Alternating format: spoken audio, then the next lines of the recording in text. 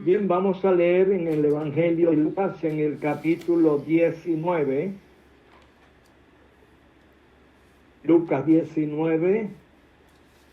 Vamos a leer allí un versículo. El versículo 41. Y leemos para la gloria de Dios, en el precioso nombre de nuestro Señor Jesucristo. Amén.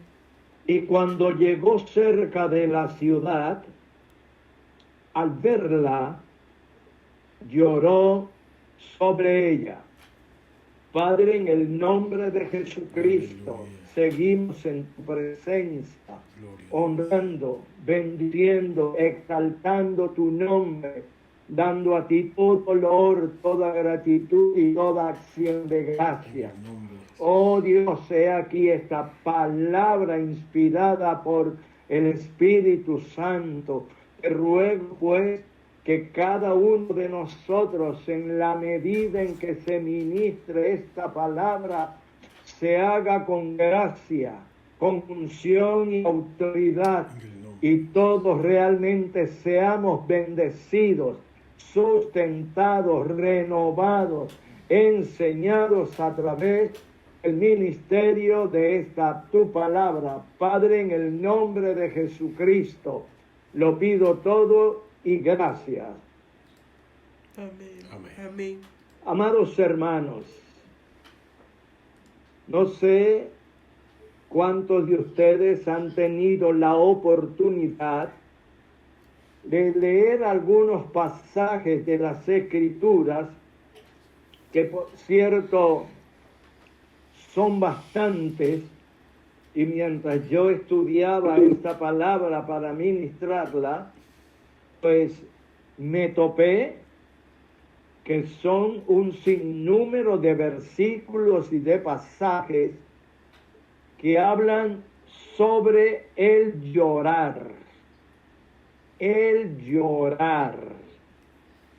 Por supuesto, cada uno de nosotros, aunque a veces no sepamos explicar lo que significa el llorar, o el por qué en ocasiones lloramos, cuáles son los motivos de nuestras lágrimas, cuáles son las razones, el por qué a veces alguien está llorando y no quiere consolación.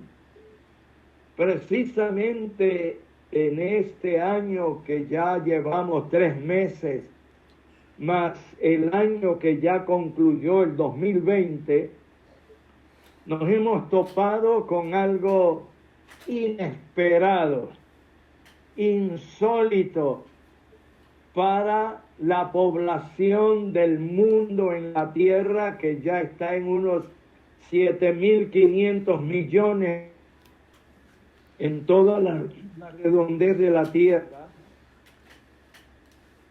Hay un clamor, yo diría un clamor sostenido. Ha habido lágrimas, lloro, lamentos, desesperación. Pero cuando uno revisa la historia universal, que nosotros poco lo hacemos, solamente cuando estuvimos estudiando bachillerato y los que fueron a la universidad, pues se estudiaba la historia universal, la historia del mundo. Nosotros somos muy dados a olvidar lo que leemos o a no valorar los problemas y las lágrimas de las personas que están a nuestro alrededor. Si nosotros leemos las Escrituras, nos encontraremos que en el primer libro de las Escrituras, Génesis, allí se habla de un desastre universal, donde la humanidad, donde los seres humanos que poblaban la tierra en ese entonces, se rebelaron contra Dios, se rebelaron contra el Creador, le dieron totalmente la espalda e hicieron precisamente lo que ofendía directamente a Dios. Y eso trajo como consecuencias lo que conocemos, el juicio de Dios sobre esos habitantes y la tristeza que se produjo en el corazón de Dios al ver que toda la raza humana estaba entregada a la maldad y a la violencia. Solo un hombre llamado Noé fue el que se mantuvo lejos de la maldad, lejos de la violencia, y llevaba una vida agradable a Dios. Por ese hombre, Dios preservó a la humanidad, preservó a su familia de 8 miembros, y toda la humanidad que existe actualmente venimos precisamente de allí.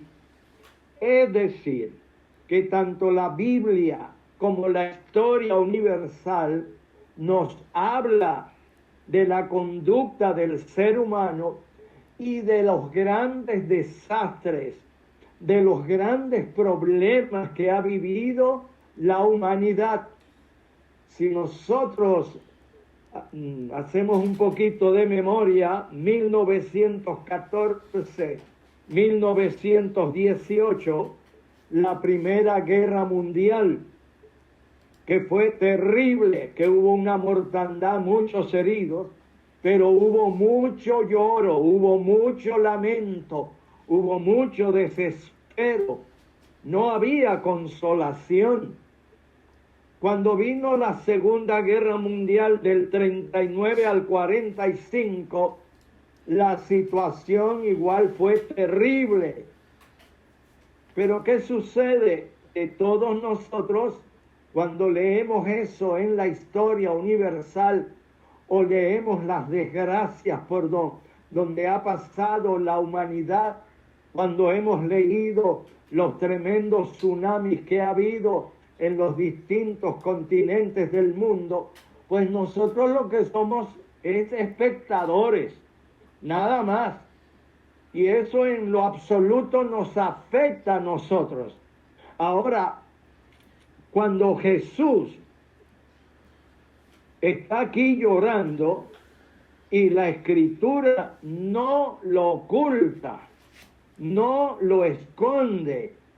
Por eso es fundamental leer, no solo leer las Sagradas Escrituras, sino leerlas con detenimiento y con análisis y tratar de aprender de lo que allí está escrito, especialmente de esos ejemplos bíblicos que están allí tan claros, pero que la mayoría de nosotros no lo valoramos y mucho menos lo tomamos como ejemplo. ¿Quién podría imaginarse que el Señor Jesucristo, perfecto Dios, perfecto hombre, el Espíritu Santo registra este hecho histórico cuando el versículo dice que cuando llegó cerca de la ciudad, al verla, lo único que hizo fue verla. Si nosotros hemos leído los 4 evangelios con detenimiento y análisis, no era la primera vez que Jesús pasaba por Jerusalén. Jesús recorrió todo Jerusalén. Todos los caminos los recorrió, todo tipo de aldeas, todo el tipo de ciudades grandes o pequeñas. Es decir, que Jerusalén no era para él algo ignorado. Él conocía Jerusalén y había estado en muchas ocasiones en Jerusalén. Pero, ¿qué es lo que llama la atención aquí? Que de todas las veces, no sabemos cuántas veces él pasó por Jerusalén, ahora sucede algo distinto, algo que el Espíritu Santo quiere resaltar. ¿Y qué es lo que se resalta allí? Que las emociones del Señor Jesucristo se estremecieron, se quebraron, y de una manera inesperada. Y me imagino los apóstoles que estaban con él, sorprendidos, atolondrados, como diciendo, ¿pero qué es esto? ¿Por qué el maestro está llorando? Porque ellos no habían visto a su maestro llorar, sino una sola vez, cuando ellos presenciaron la resurrección de Lázaro, allí en el capítulo 11 del Evangelio de Juan. Y allí la Escritura nos dice en el versículo 30, Jesús todavía no había entrado en la aldea, sino que estaba en el lugar donde Marta le había encontrado. Entonces los judíos que estaban en casa con ella, es decir, con María, y la consolaban, cuando vieron que María se había levantado deprisa y había salido y se levantado y había se acerca donde estaba Jesús, la siguieron. Y ellos hicieron un comentario: va al sepulcro a llorar allí. Por supuesto que ya María como Marta estaban llorando. El llanto de ellas era un llanto sin esperanza. El llanto de ella era un llanto sin futuro. Para ellas todo estaba perdido. Y lo más triste para Marta, que me imagino que ella estaba allí muy mal, no solo por la muerte de su hermano, sino porque ella no entendió ni entendía el por qué el Señor, cuando ella le llamó, él no vino enseguida. Ella le avisó con tiempo y Jesús se quedó 4 días. Por supuesto, en esos 4 días su hermano murió. Y Jesús sabía perfectamente que su hermano ya había muerto y todo eso fue preparado por él. Pero María está llorando igual que su hermana, pero en ocasiones Marta, cuando le venía a la mente que Jesús llegó tarde, que Jesús no llegó a tiempo, ella estaba molesta, ella estaba incómoda, ella estaba llena de rabia. Es lo mismo que nos pasa a nosotros cuando oramos y oramos y oramos y oramos y no hay respuesta. Entonces, la mayoría de las veces dejamos de orar, dejamos de clamar. Y mientras el problema está allí o la situación adversa está allí, ya no seguimos llorando, porque ahora estamos molestos, ahora estamos incómodos, nos da rabia de que todos los que nos han dicho de que Dios responde, de que Dios ayuda, de que Dios sostiene, de que Dios fortalece, es decir, todo lo que nos han dicho. Y ahora cuando llegue este momento crítico, no entendemos. Esa era la situación que había en ese hogar y en esa familia.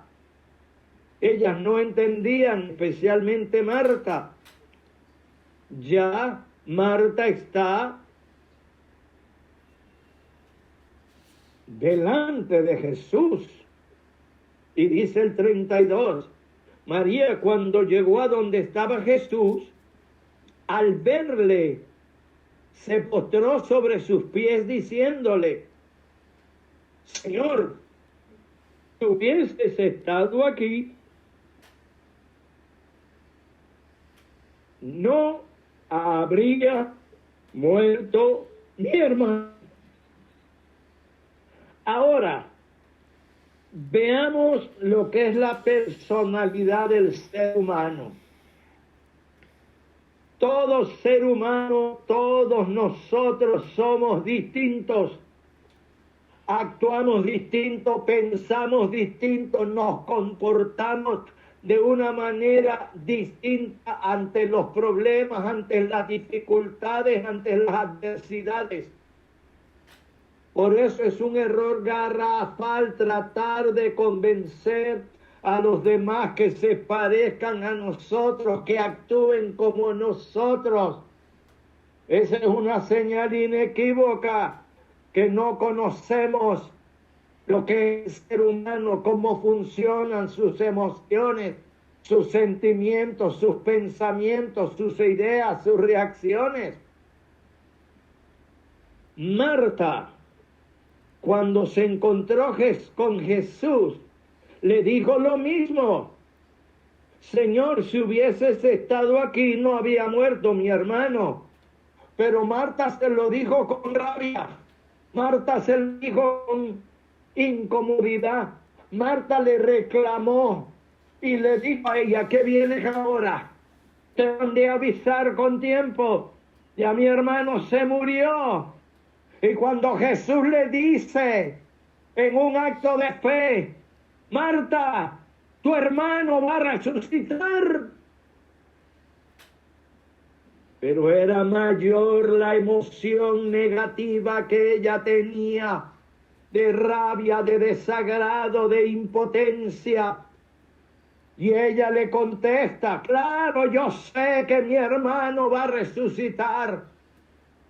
Mi hermano va a resucitar el día final, el día postrero, porque ella estaba enseñada de que había una gran resurrección al final. Ella tenía la enseñanza, pero a ella poco le importaba que su hermano resucitara al final, en la resurrección postrera. A ella lo que le interesaba era que su hermano estaba allí muerto. Y ella lo quería vivo. Ese es el mal de nosotros. Ese es el gran problema nuestro. Y esta pandemia, que ya tiene para unos 15 meses, a mi modo de entender y comprender, nos ha desnudado a todos, nos ha descubierto a todos por dentro, que la fe nuestra es una pobre fe, que nuestra fe no es firme, no es estable, no es duradera, que nuestra fe está acompañada de incredulidad, que nuestra fe está acompañada de ansiedad, que nuestra fe está acompañada de dudas, de temores. Y especialmente cuando familiares se los ha llevado este virus maligno, lo que nos queda o lo que le queda al ser humano es la amargura. Y yo no sé en realidad cuáles van a ser los verdaderos resultados después que este virus se vaya totalmente de la tierra. ¿Cómo va a quedar la iglesia? Porque todavía la iglesia no ha reaccionado, porque la iglesia está atemorizada. Todos sin excepción estamos asustados, porque el virus sigue allí. Y especialmente aquí en Venezuela. Yo recuerdo que el año pasado yo le he hecho un seguimiento a todo esto. Y yo escuchaba, veía en videos y en audio a pastores de cualquier lugar del mundo y aquí en Venezuela testificando y diciendo: el virus ya se va, declaro, decreto que el virus desapareció, que ese virus no me va a tocar a mí ni va a tocar a fulano. ¿Y qué es eso? Mentiras. ¿Qué es eso? Emociones erradas. ¿Qué es eso? No conocer al verdadero Dios, no conocer las Escrituras.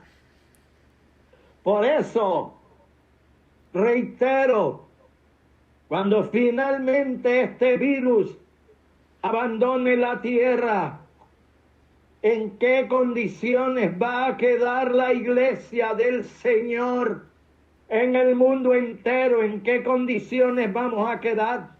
Porque después que se vaya el miedo, después que se vaya el terror, después que volvamos a nuestra vida supuestamente normal, es que nos vamos a dar cuenta del estrago tan grande que dejó esta pandemia a nivel de emociones, a nivel de sentimientos, a nivel de afectos, a nivel de pensamientos. Entonces, necesitamos centrarnos en Dios. Pero yo no me puedo centrar en Dios si yo no lo conozco. Yo no me puedo apoyar en Dios si yo no tengo dónde apoyarme. Por eso Dios ha dejado su palabra escrita. Por eso Dios preservó esta palabra. Entonces, cuando yo voy a aprender que en Dios, no quiere decir que yo lo verbalice. Sí, yo sé que Dios me va a ayudar. Sí, yo sé que Dios es bueno. Sí, yo sé que Dios me va a sacar de esto. Pero no leo la palabra, no me afianzo en la palabra, no tengo fe en la palabra. Y por eso es el caos, el tsunami que hay en la humanidad entera y tristemente en la iglesia del Señor. Pues María comienza a llorar cuando Jesús la ve llorando. Es lo que nosotros no logramos entender: quién es Jesús, quién es Dios. Nosotros tenemos la idea errada, equivocada, falsa, mentirosa, que Dios no es compasivo, que Dios no es bondadoso, que Dios no tiene misericordia, que Dios discrimina, que el amor de Dios no es falso, porque inmediatamente decimos: bueno, si Dios es amor, si Dios es esto y si Dios lo otro, ¿por qué permitió que el virus se llevara a mi papá, a mi mamá, a mi tía, a mi abuelo? Porque esa familia de 8 se fueron. Y todos queremos endosarle a Dios nuestras culpas, nuestros errores, nuestros descuidos. En toda Europa, en todo Estados Unidos, los mensajes son los mismos. ¿Y cuáles son los mensajes? Que el ser humano no se cuida. El ser humano está violando todo el tiempo las medidas de bioseguridad, incluyendo las iglesias de cualquier lugar del mundo. No creemos que el virus es letal. Y muchos creen, muchos nos creemos que a mí no me va a alcanzar el virus.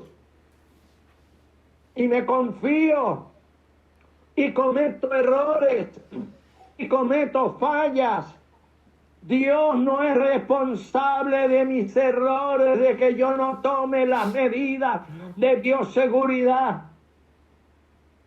Especialmente la juventud no lo quiere entender. La juventud no lo quiere comprender. Hombres de mujeres de 50, de 40 años no quieren entenderlo. Y usted ve especialmente en Europa cómo la gente se lanza a las playas. Apenas dan 2 días, 3 días. ¿Y qué fue lo que pasó aquí en Venezuela? Bueno, virus con carnaval. Y yo vi una serie de videos, hombres y mujeres de todas las edades, disfrutando del carnaval, gozando del carnaval. Ahora, ¿qué es lo que tenemos en marzo? Todas las clínicas privadas colapsadas, todos los hospitales colapsados. No hay oxígeno, no hay respiradores. ¿Y a quién le vamos a echar la culpa? Es fundamental entender esto. Jesús está llorando. Jesús se conmueve allí. Es la primera vez que se registra esto. Ahora, ¿por qué Jesús llora? Jesús llora porque se está identificando con el dolor de Marta y María. Se está identificando con el dolor de los judíos. ¿Por qué se identifica? Porque Él es humano. ¿Por qué se identifica? Porque Él tiene sentimientos. ¿Por qué se identifica? Porque Él es Dios. Dios se identifica permanentemente a toda hora y en todo momento con el ser humano, sea creyente o no. Por supuesto que el ser humano que no es creyente tiene una gran desventaja, porque no tiene la fe genuina, no tiene la fe verdadera, vive de espaldas a Dios. Y a pesar de eso, Dios no deja de amarle, Dios no deja de consolarle, Dios no deja de ayudarle. Cuanto más la iglesia del Señor, cuanto más los ministros del Señor. Entonces aquí el Señor Jesús, perfecto Dios y perfecto hombre, se puso a llorar y derramó lágrimas. En el verso 36 dice, dijeron entonces los judíos, mirad cómo le amaba. ¿Por qué los judíos dijeron esto? Porque Jesús no ocultó su dolor, Jesús no ocultó su compasión, Jesús no escondió sus lágrimas, lloró abiertamente, identificándose con todos ellos en ese dolor. Y en el 37 ellos dicen, y algunos de ellos dijeron, no podía este que abrió los ojos al ciego haber hecho también que Lázaro no muriera. Siempre vivimos en el pasado. Siempre vivimos en tiempos condicionales. No aprendemos ni queremos aprender el vivir el presente. Es la razón por la cual Santiago, el apóstol, en el capítulo 4, en el verso 13 dice, vamos ahora los que decís, hoy y mañana iremos a tal ciudad y estaremos allá un año y traficaremos y ganaremos. Yo he visto videos de pastores venezolanos que ya están haciendo planes diciéndole a los creyentes, y los he visto en internet, ya esto se acabó, ya Dios está con nosotros. Tuvieron virus, pero no cambiaron. Tuvieron virus casi al borde de la muerte y no cambiaron. Siguen soberbios, siguen altivos, siguen carnales. No respetan a Dios, no tienen temor de Dios ni de la iglesia. Siempre están hablando de mañana, haciendo planes, proyectos para mañana. Son indiferentes al Creador, son indiferentes al Pastor de pastores, son indiferentes al Espíritu Santo. están errados, están equivocados, están confundidos, están engañados. El verso 14, el Espíritu Santo dice allí, cuando no sabéis lo que será mañana. ¿Quién de nosotros conoce el mañana? ¿Quién de nosotros conoce el futuro? Sin embargo, vivimos haciendo planes para el futuro y no tomamos en cuenta a Dios y no dependemos de Dios para el futuro. Eso es soberbia, eso es altivez, eso es prepotencia. Y luego el verso 14 dice, el Espíritu Santo a través del apóstol, ¿qué es vuestra vida? ¿A qué vida se refiere el apóstol allí? A la vida humana, a la vida terrenal, a la vida pasajera, esa vida que todos estamos viviendo. Y la mayoría de los seres humanos viven totalmente de espaldas a Dios. Y la iglesia lamentablemente está cayendo en esa condición. La iglesia está copiando la conducta de la iglesia de la Odisea. No tengo necesidad de nada, no me hace falta nada. Estoy feliz así, estoy bien así, estoy tranquilo así. Tengo recursos, tengo bienes. Esa es la condición de la iglesia. Por supuesto, no toda la iglesia, pero la mayoría de los miembros de la iglesia en el mundo entero. Esa es la condición, porque esa es la iglesia que va a recibir al anticristo. Esa es la iglesia profesante. Esos son los pastores y creyentes que están influenciados por el poder diabólico del misterio de la iniquidad y no se han dado cuenta que sus vidas están controladas por un espíritu engañador. ¿Y qué les dijo Jesús?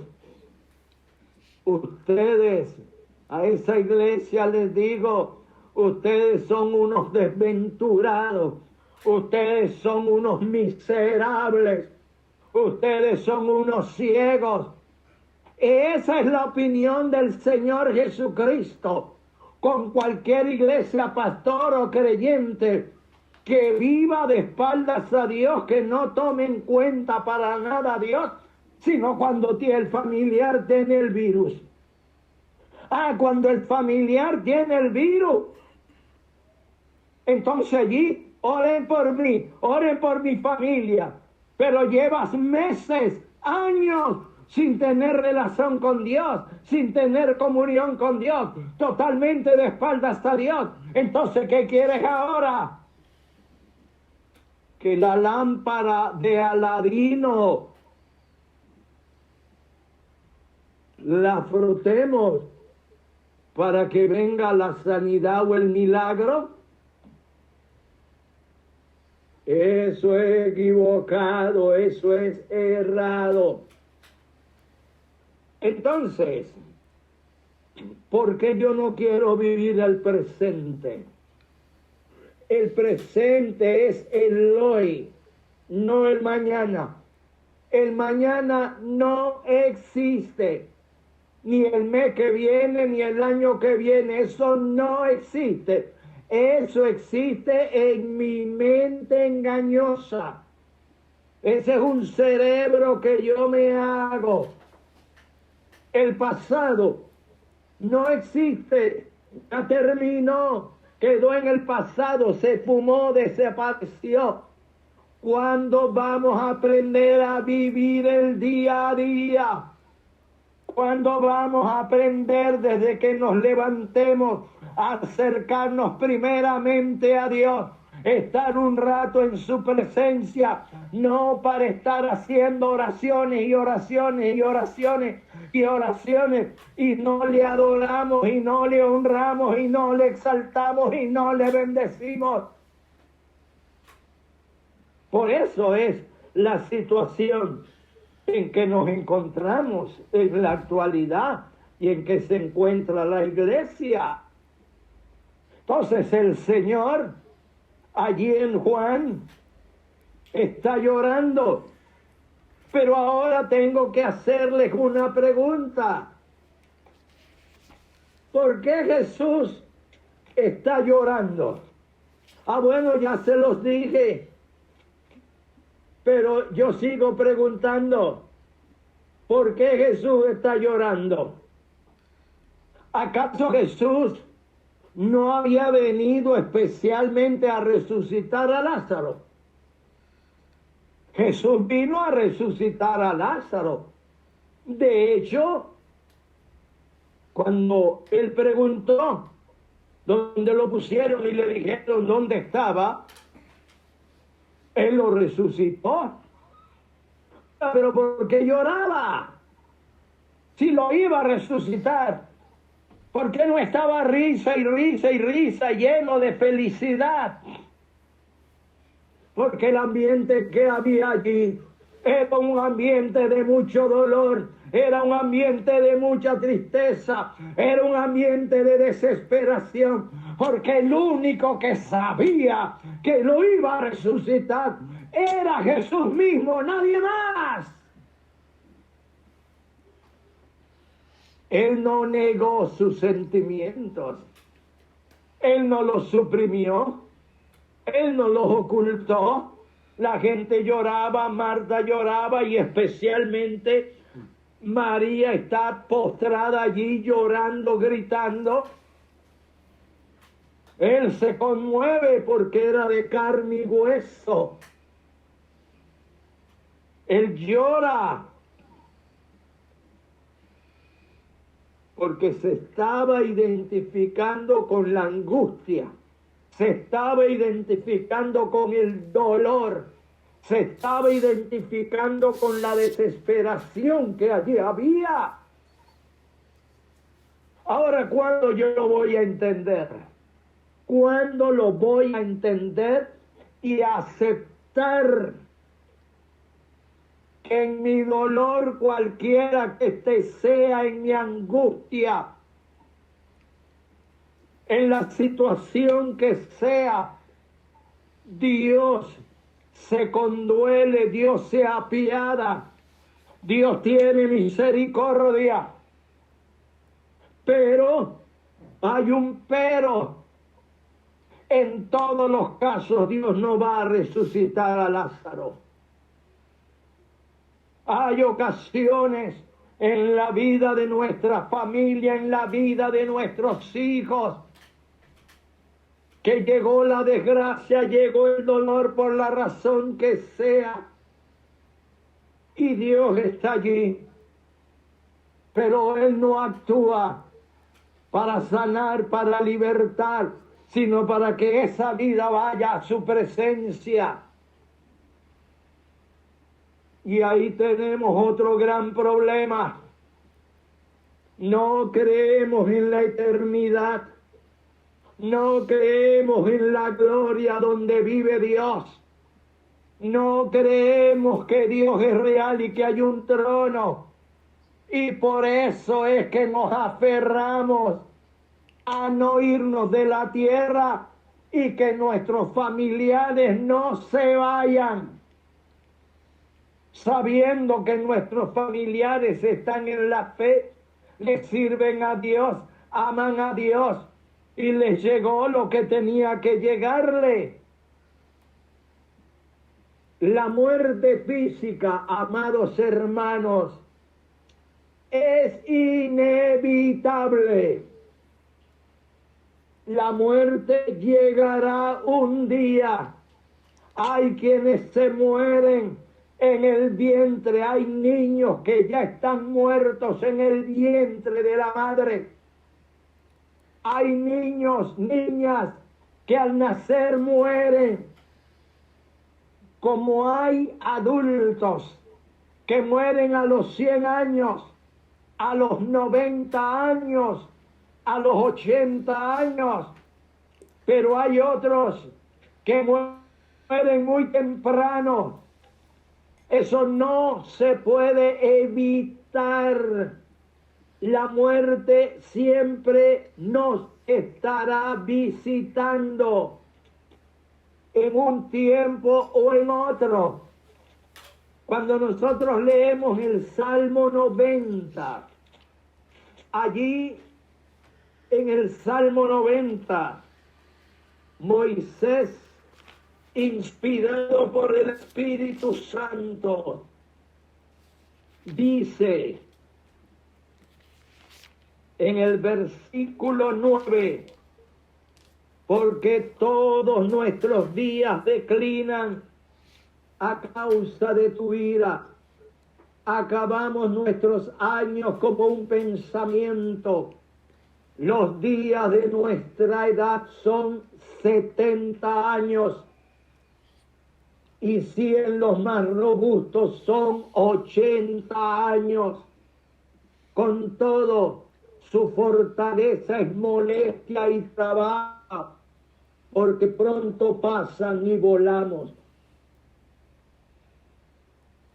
Si yo nunca he leído ese pasaje, y si lo leo y no lo quiero aceptar, no, yo no acepto que yo voy a morir, no lo creo que me voy a morir, y no me voy a morir, y que mi familiar no se va a morir.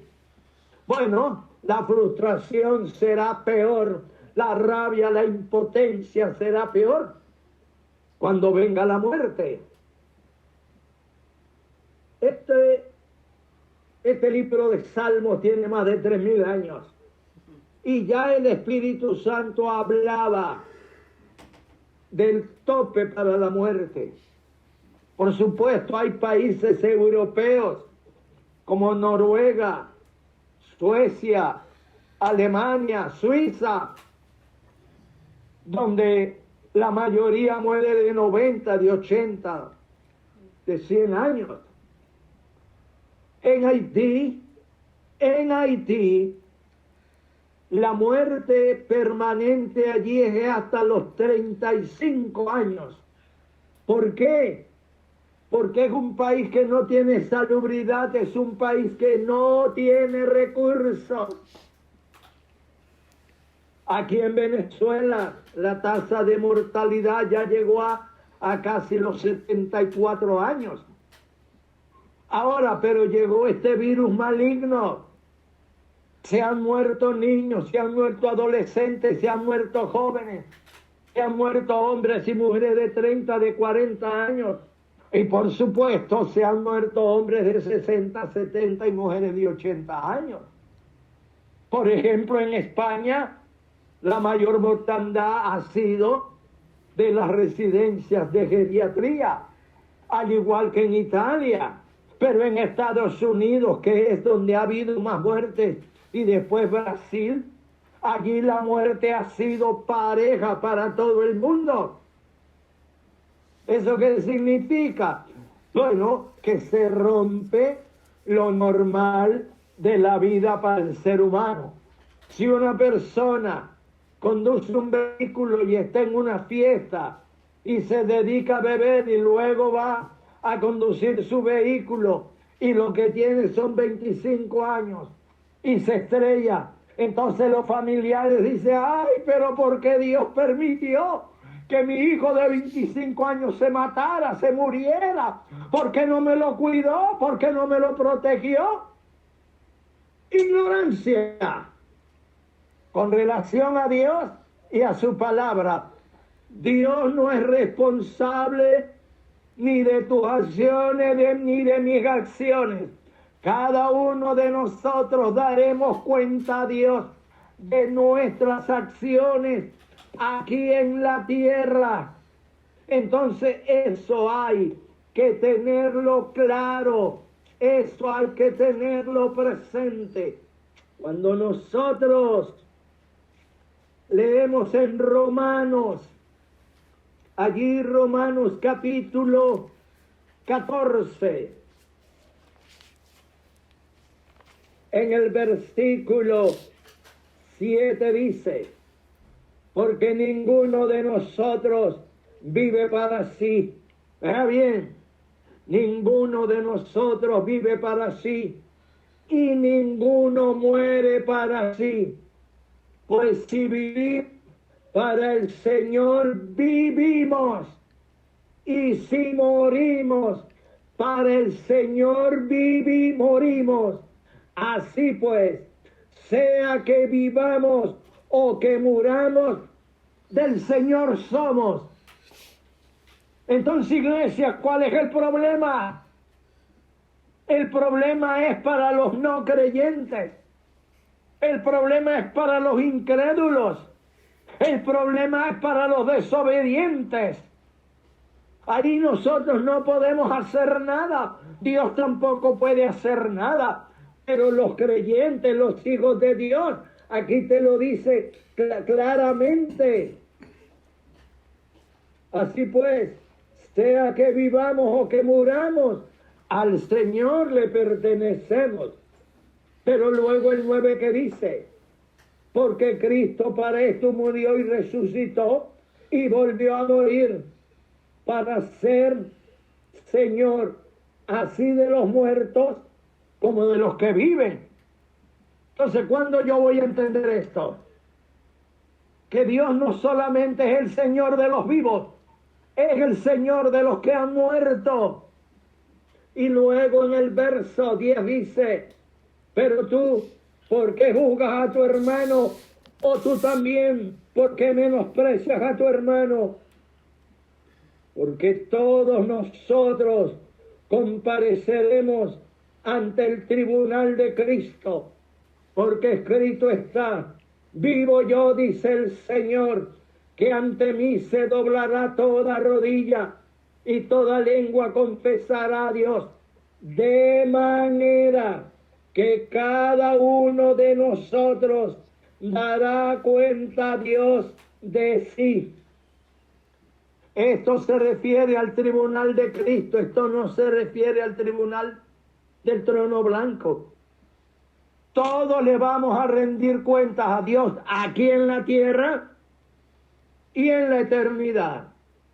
En la tierra, dice la Escritura, no se engañen, no se confundan, no se equivoquen. Dios no puede ser burlado. Todo lo que el ser humano sembrare, ahí le está hablando a la iglesia de Galacia. Todo creyente, todo pastor, ministro, quien quiera que sea, toda como sea su vida, todo lo que yo siembro cada día, Dios me va a pedir cuenta de eso y yo voy a recibir resultados. Ahora regresando ya a Lucas 19, donde les leí, ¿por qué lloraba el Señor allí en Lucas 19? Allí no estaba delante de Lázaro para decir que estaba llorando por Lázaro o se estaba identificando con los que allí estaban. Lucas 19, 4, 1 dice, cuando llegó cerca de la ciudad, al verla lloró sobre ella. ¿Por qué lloró? ¿Por qué lloró desconsoladamente? Porque Jesús, como profeta de profetas, ese es el genuino y verdadero profeta. No estos profetas que hay hoy en día, hombres y mujeres, que quieren imitar la profecía de los profetas del Antiguo Testamento. Esa cantidad de profetas que en Venezuela profetizan y en el mundo entero que están profetizando permanentemente. Esas son profecías falsas, mentirosas, engañosas.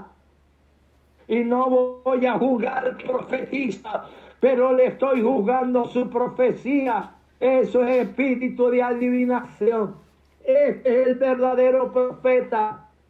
Y dice allí en el 42, oh, si también tú conocieses, a lo menos en este tu día, lo que es para tu paz, ahora está encubierto de tus ojos.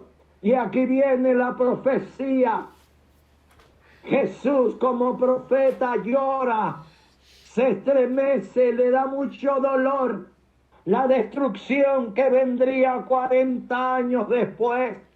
Allí les dice, porque vendrán días sobre ti cuando tus enemigos te rodearán con vallado y te sitiarán y por todas partes te estrecharán y te derribarán a tierra y a tus hijos dentro de ti y no dejarán en ti piedra sobre piedra, por cuanto no conociste el tiempo de tu visitación. Jesús allí vislumbró, vio como en una pantalla gigantesca lo que iba a suceder cuando el ejército romano, al mando de los generales Vespasiano y el otro Tito que lo acompañaba, vendrían a Jerusalén y la destruyeron totalmente el templo de Salomón. ¿Cuándo ocurrió eso? 40 años más tarde. Pero aquí el Señor vio el dolor, vio el desastre, la mortandad, la destrucción y sintió compasión, aunque no había sucedido. Pero él dio mucho dolor, mucha tristeza, porque será una profecía genuina y verdadera que se iba a cumplir. Aquí vemos nuevamente al perfecto Dios y al perfecto hombre identificándose con el dolor del ser humano. Y para concluir, leo en Hebreos capítulo 5 un pasaje, un versículo seguro que la mayoría no conoce, y si lo conoce no lo ha entendido. Estoy en Hebreos 5, versículo 7. Cuando digo que no conoce, no me refiero a los que están conectados, me refiero a la iglesia en el mundo entero. Hebreos 5, 7 dice, y Cristo, en los días de su carne, ofreciendo ruegos y súplicas con gran clamor y lágrimas al que le podía librar de la muerte, fue oído a causa de su temor reverente. Aquí el escritor, el Espíritu Santo, ahora no nos está diciendo que Jesús estaba llorando por Marta, por María y por los judíos. No, no está llorando por ellos. Pero Jesús aquí no está llorando por Jerusalén. El Espíritu Santo, a través del escritor a los hebreos, nos está revelando algo que no está en los evangelios. En los 4 evangelios eso no está registrado, salvo la experiencia de Jesús en Getsemaní, que cuando Jesús estaba en Getsemaní y ya él sabía que se le acercaba el momento de que lo vinieran a buscar para crucificarlo, el escritor Lucas nos dice en el capítulo 22 algo que nosotros no entendemos, no valoramos, no comprendemos, lo que estamos pendientes de nuestro dolor, de nuestra angustia, de nuestra desesperación, y no entendemos. Estoy en Lucas 22, verso 43.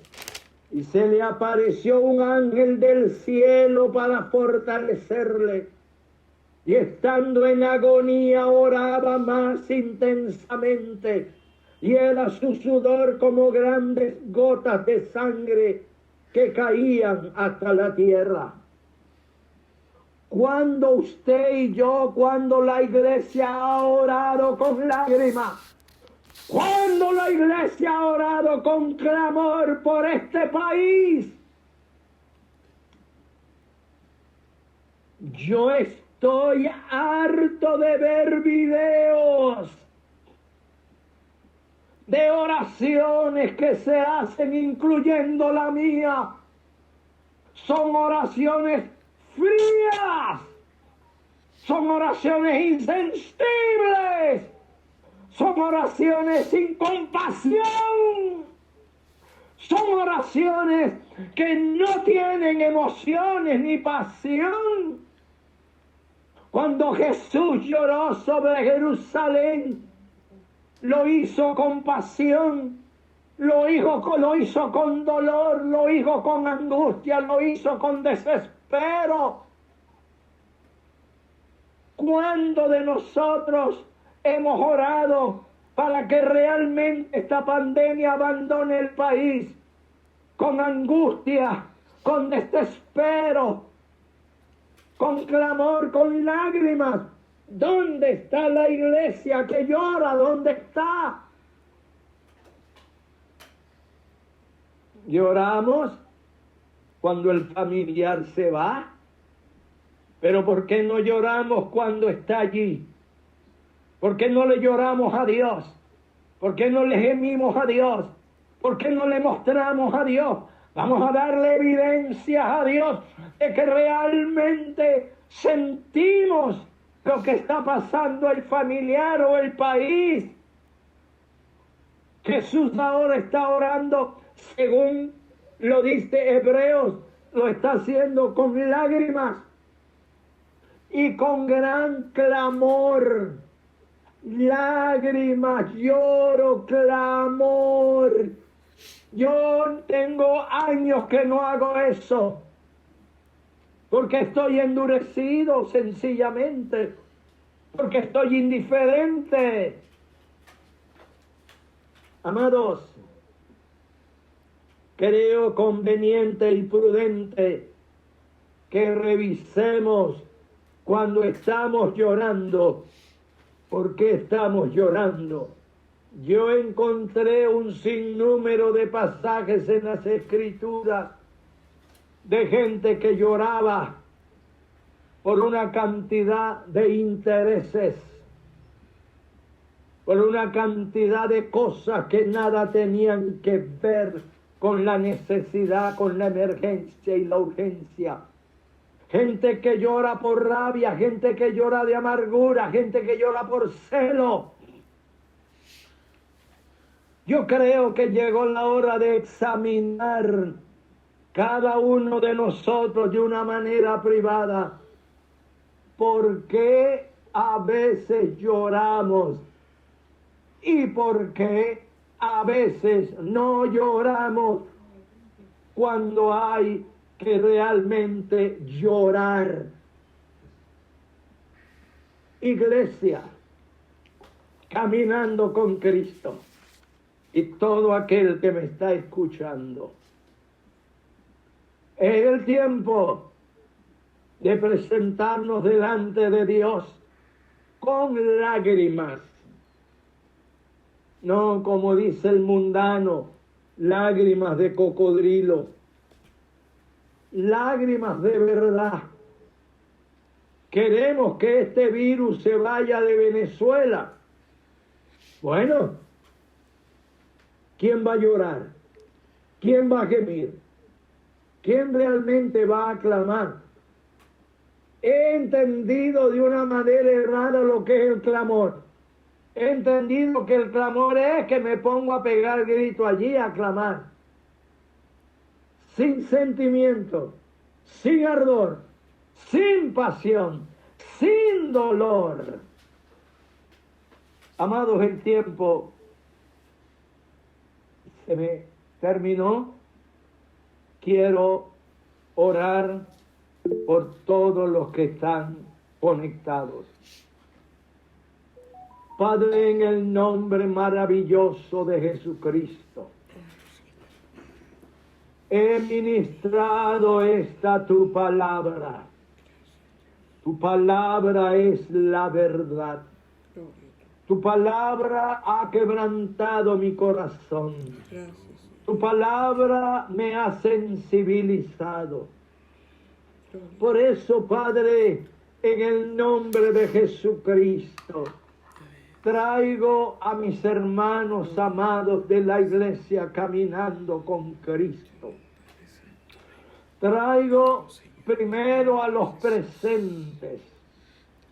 Te ruego por cada una de sus vidas en los actuales momentos. Señor, te presento a aquellos que realmente tienen dolor, tienen aflicción, tienen angustia, tienen pesar genuino y verdadero. Te pido, Señor, que los visites y los consueles. Tú eres el Dios de toda consolación. Consuela a cada uno de mis hermanos. Consuela a cada uno de sus familiares. A todos aquellos que han dejado este mundo para estar en tu presencia. Señor, consuela a la familia y dales la experiencia de que ya vencieron, de que ya triunfaron y de que la muerte es inevitable. Ningún ser humano sobre la faz de la tierra podrá escaparse de la muerte, salvo cuando vengas tu Hijo Jesús a buscar a su iglesia, que habrá un grupo que no verá muerte, sino que será transformado. Padre, ruego por cada uno de mis hermanos presentes que tienen familiares con este virus maligno. Yandurro pandanas tindririru akenanda balamandushereawa. En el nombre de Jesucristo reprendo ese virus maligno que lleva tiempo en ese cuerpo y se resiste a abandonar el cuerpo. En el nombre de Jesucristo, por el poder que me da tu palabra, le ordeno a ese virus maligno que salga de ese cuerpo ahora mismo. Y ese cuerpo quede libre de la presencia de ese virus. En el nombre de Jesucristo, bendice a todos los familiares de mis hermanos conectados y de aquellos que no están conectados, Dios mío. Los presento delante de ti. Padre, en el nombre de Jesucristo, te presento los miembros de la Iglesia de Cristo en todo el territorio nacional, que el virus maligno se instaló en sus cuerpos y no quiere abandonar, no quiere irse. En el nombre de Jesucristo, ordeno que ese virus maligno que esté alojado, metido en cualquier creyente o pastor tuyo, Señor, lo saco de ese cuerpo ahora mismo, en el nombre de Jesús. Espíritu maligno, espíritu de enfermedad, que estás en ese cuerpo de ese creyente o de ese ministro, hombre o mujer, sal de ese cuerpo ahora mismo, en el nombre de Jesucristo. Mario, gracias por la administración de esta palabra, que ha sido de mucha bendición a mi vida. Bendice a los pastores, David y su amada esposa. Gracias por ellos. Termina de hacer la obra en su cuerpo. Termina de liberarlos de los efectos destructivos del virus. En el nombre de Jesús, que tu poder sanador de la cabeza a los pies de tu siervo ahora mismo desaloje los efectos de ese virus totalmente y queden sanos para la gloria de tu nombre.